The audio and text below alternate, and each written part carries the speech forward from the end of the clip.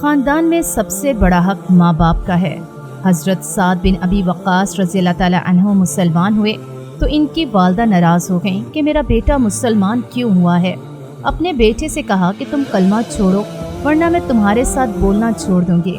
حضرت سعد رضی اللہ تعالیٰ عنہ پریشان ہو گئے اور حضور صلی اللہ علیہ وآلہ وسلم کی خدمت میں جا کر عرض کیا کہ یا رسول اللہ صلی اللہ علیہ وآلہ وسلم، میری ماں تو میرے کلمہ پڑھنے پر ناراض ہو گئی ہے۔ آپ صلی اللہ علیہ وآلہ وسلم نے انہیں اپنی ماں کے احترام کی تلقین کی۔ جب ماں نے کچھ دن دیکھا کہ بیٹا کلمہ نہیں چھوڑ رہا تو ایک دن گھر سے نکل کر کھلے میدان میں جا کر بیٹھ گئیں اور اپنے بال بکھیر لیے۔ اعلان کر دیا کہ میں اس وقت تک نہ کھاؤں گی، نہ پیوں گی اور نہ سائے میں بیٹھوں گی جب تک تم کلمہ نہیں چھوڑو گے۔ اب سعد رضی اللہ تعالیٰ عنہ مزید پریشان ہو گئے کہ یا اللہ، یہ کیا معاملہ ہے؟ ماں دھوپ میں بیٹھی ہوئی ہے، نہ سائے میں بیٹھتی ہے، نہ کھانا کھاتی ہے، نہ پانی پیتی ہے۔ اس پر اللہ تعالیٰ نے قرآن کریم میں فرمایا کہ والدین کی اطاعت ضروری ہے، لیکن سورہ لقمان میں ہے، اور اگر تجھ پر والدین اس بات کا زور ڈالیں کہ تو میرے ساتھ اس کو شریک بنائے جس کو تو جانتا بھی نہ ہو، تو ان کا کہنا نہ ماننا اور دنیا میں ان کے ساتھ نیکی سے پیش آنا۔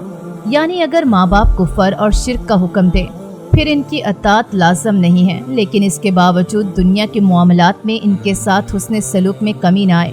باپ اگر کفر و گناہ کی بات کرتا ہے تو اس کی وہ بات مت مانو، لیکن دنیا کے معاملات یعنی خدمت و احترام، حسن سلوک اور تعاون میں کمی نہ آئے، خواہ وہ باپ کافر اور مشرک ہی کیوں نہ ہو۔ اسے اسلام نے مستقل نیکی شمار کیا ہے۔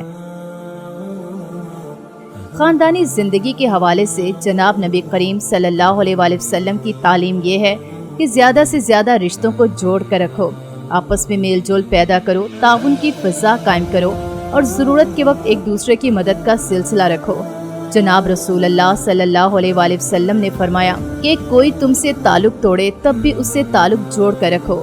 آپ صلی اللہ علیہ وآلہ وسلم نے یہ تعلیم دی کہ رشتہ داروں کے ساتھ صلہ رحمی کا معاملہ کرو، اس سے خاندان میں جوڑ پیدا ہوتا ہے، آپس میں محبت بڑھتی ہے اور ضرورت کے وقت دوسروں کی مدد اور تعاون میسر ہوتا ہے۔